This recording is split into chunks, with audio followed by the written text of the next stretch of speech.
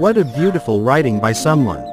God forgives those whose fate is bad, and he is never forgiven those whose intentions are bad. Neither will I have one, nor will you have 100,000. Praise will not be yours, nor will joke be mine. Do not be proud of the body.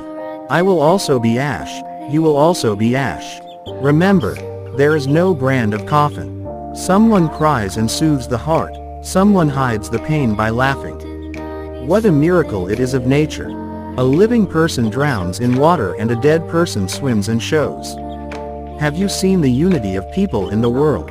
In dropping the living and picking up the dead.